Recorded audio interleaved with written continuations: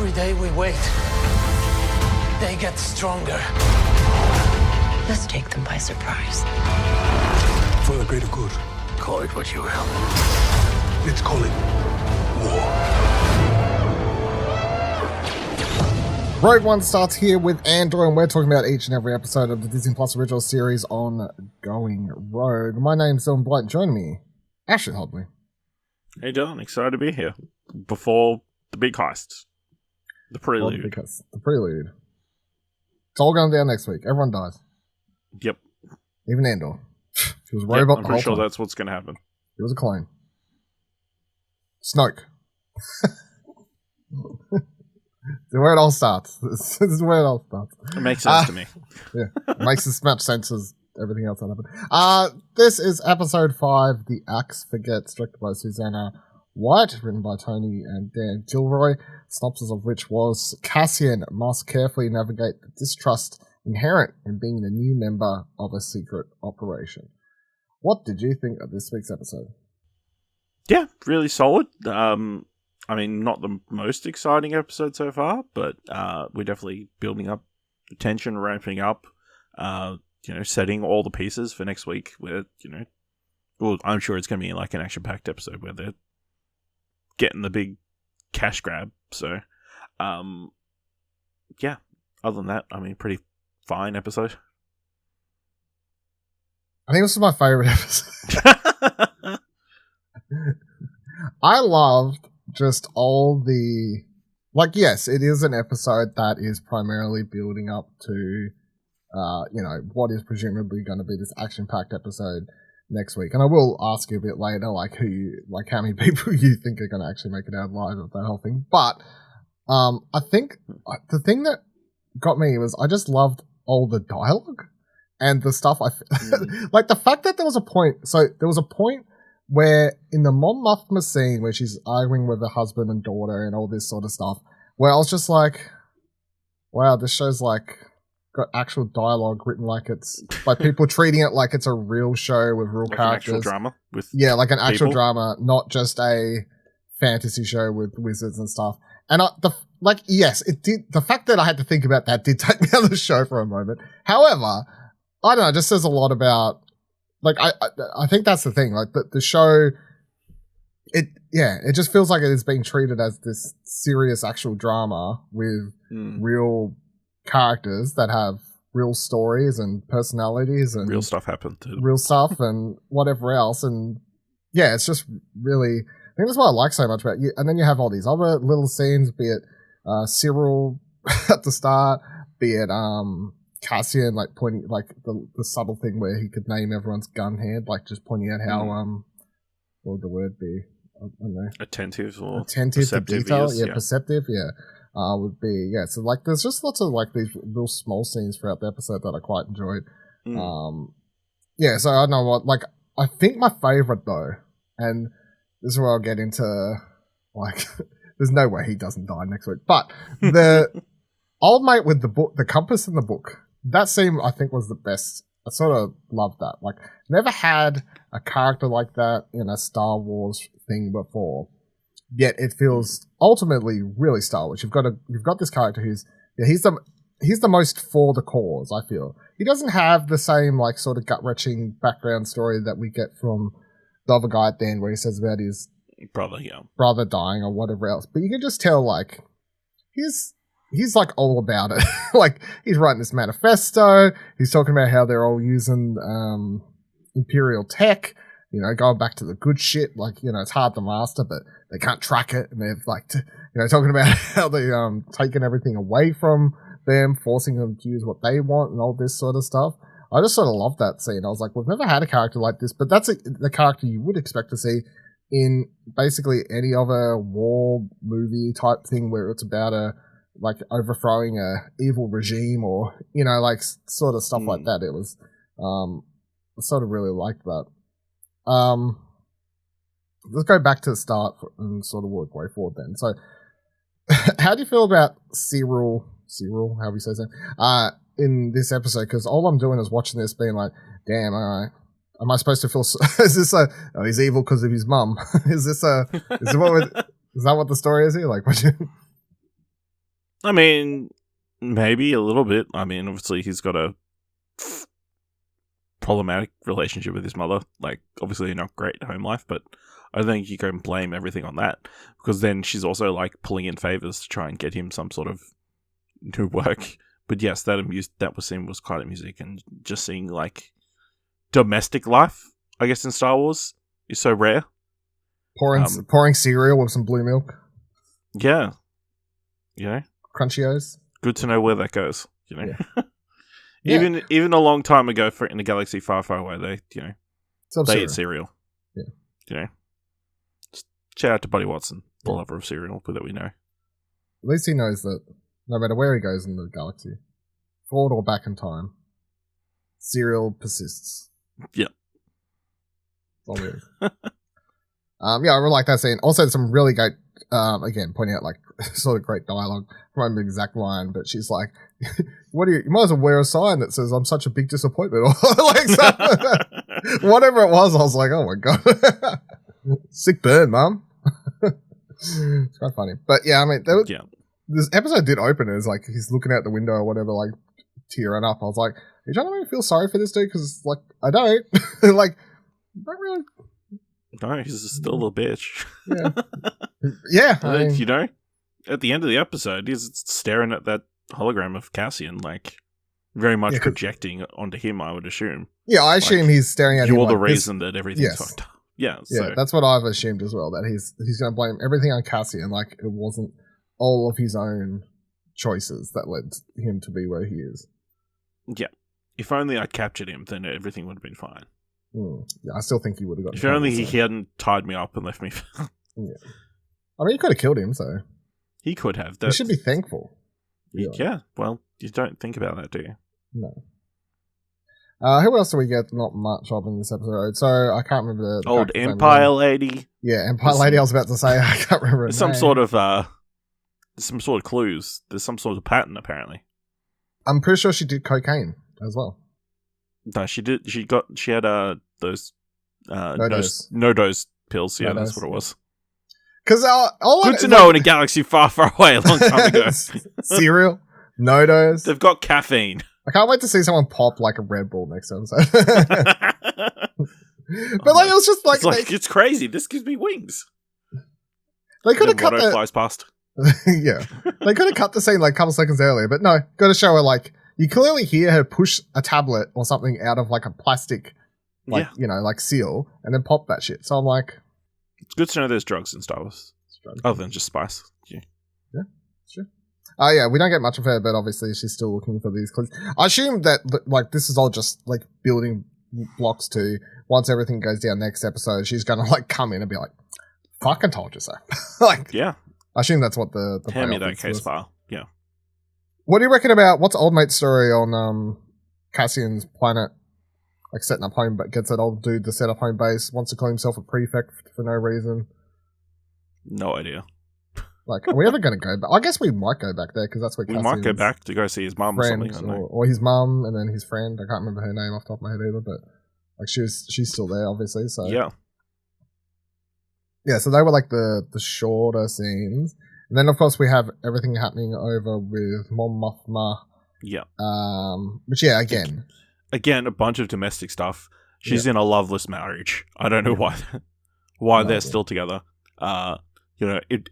It's perfectly understandable why she'd be allured by the prospect of the rebellion and like of being important and being part of something, you know. Which just makes me wonder: is the cause hurting her marriage, or like in her relationship with her family, or has it just always been that? I mean, the line "I didn't think you would be interested. It's charitable" is a pretty telling thing, you know. But then a fairly big difference of opinion. It definitely seems like this is an arranged marriage or something like cultural. That's what I'm wondering. Like, why? How? Why? Yeah, it's got to be. Yeah, it's weird. It's like Game of Thrones. Maybe. Or maybe you're just thinking that because Game of Thrones is airing at the same time as this. You know, they got to get the one ring to put on the lightsaber so they can go ride a dragon. Sense of duty, yeah. Yeah. Yeah, no, it's just a bit weird. And like watching her all in this family life, you just, at some point, I'm like, something have to happen to these people. Surely. Yeah. We never hear about any of these kids and husbands and whatever else. I mean, also, they threw a spanner in the other episode. They're like, hey, she has a husband. I'm like, whoa. This episode, they're like, she has a kid. I'm like, whoa. Whoa. All the stuff that we didn't know about her. Yeah. It's crazy. Also, why wasn't the driver automatically going on the expressway? What kind of driver is this? You know? Fastest route is what you should be doing automatically. He reckons, they should be able to request a detour. You know, I hate that whole the way that scene ends, because she has that whole part at the start, like a couple scenes earlier, where he's like, your driver or whatever, and she's like, I can't remember, but she's, you know, his name's Clarice, you know, Clarence, you know this, you know his name, say his name, and then you skip ahead to that scene and where he's like, has to be all smart ass and be like, what's the driver's name again? Clarence? Yeah, Clarence, take the express route. I want to get the fuck home away from this bitch. You know, like, it's like pretty much. Yeah. That's pretty much what he said. Pretty much how it played out. Without saying it, yeah. Yeah, without saying it. And then, of course, everything that's going down with Cassian, or Clem, as he's currently known in the little thing. Lots of really great scenes here. Again, most of it is just like little character piece dialogues and stuff. But I feel like the thing is, and this is what I talked about, like, how do we get Cassian from guy who just wants to take money to do a job to actually being like part of the big rebellion? And I feel like it has to be he gets attached to at least someone here and they die on this mission.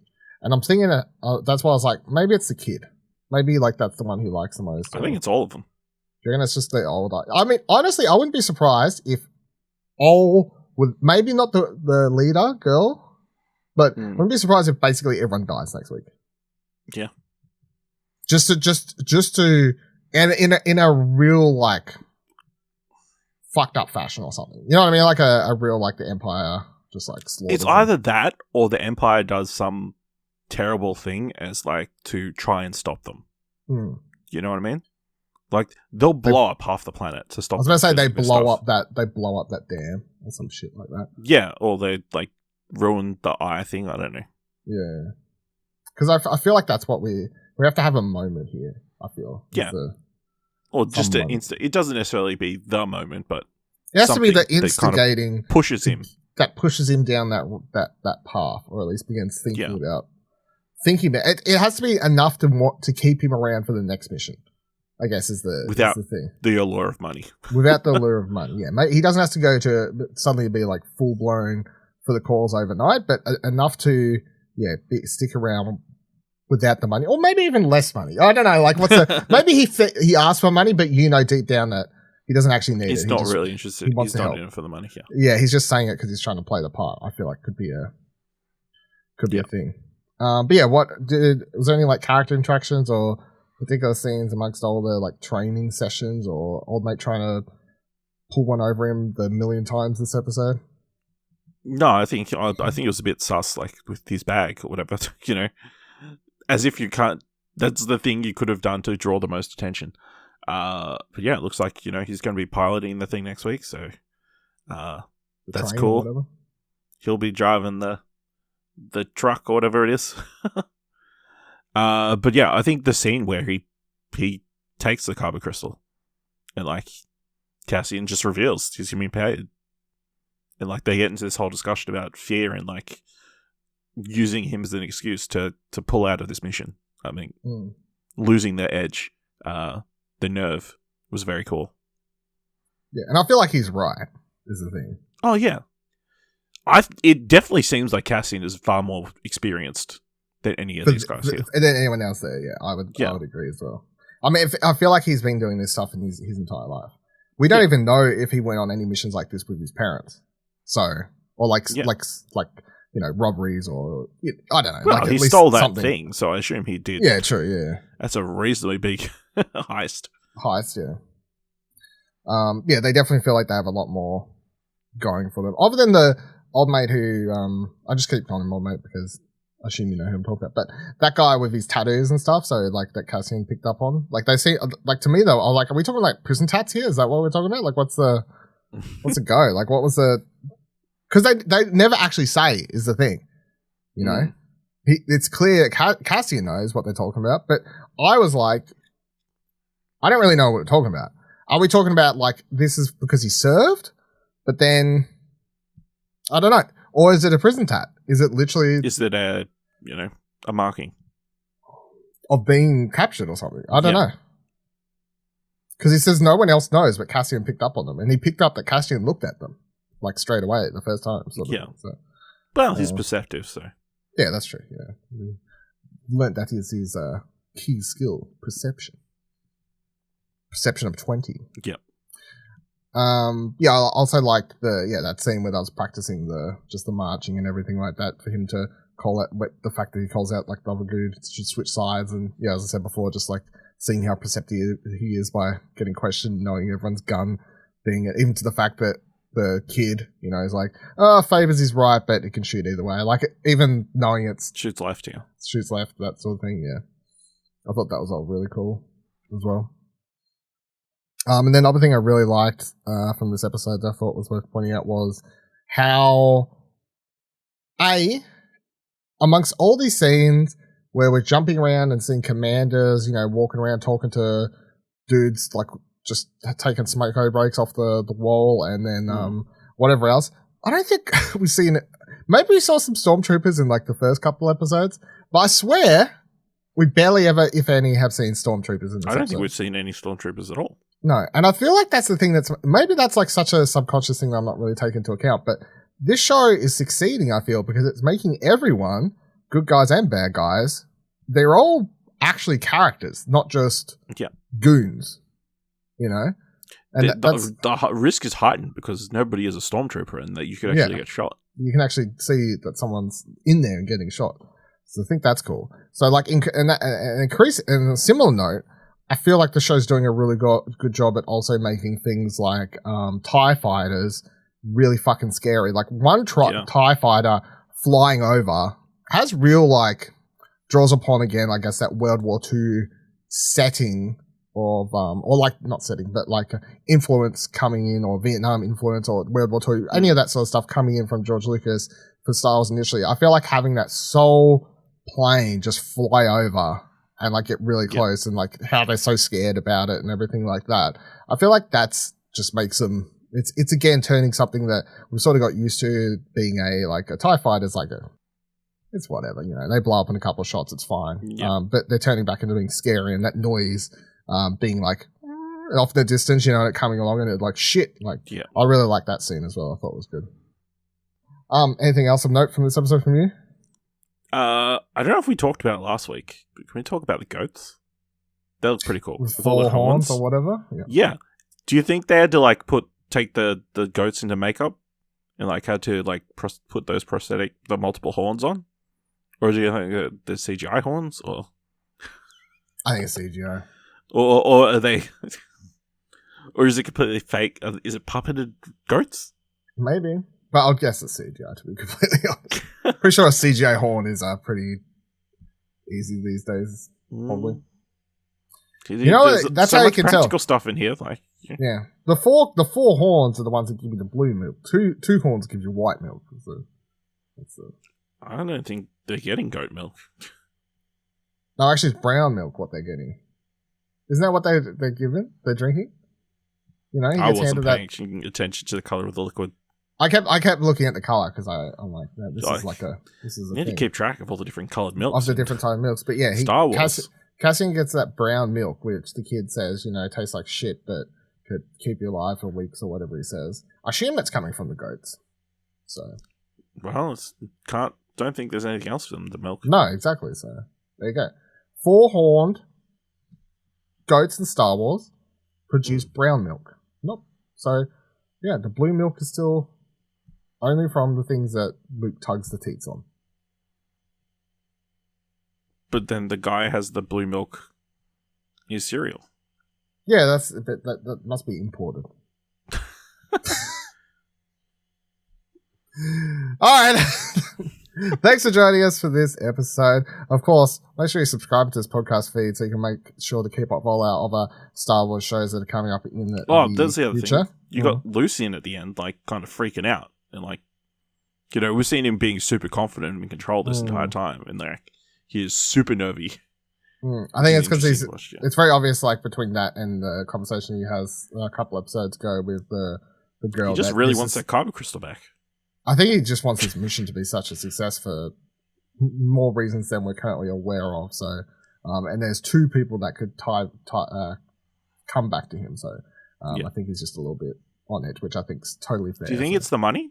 They're like, we need that money. I think it's more than money. I feel like the money is a bonus. Like the money helps. The symbolism is a bonus. Yeah, I feel like I don't know. We'll see.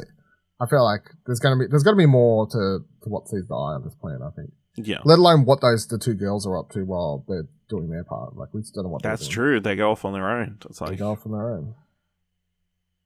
They're gonna murder everybody. Maybe. So subscribe to this podcast feed for all the other Star Wars shows as they come into next year.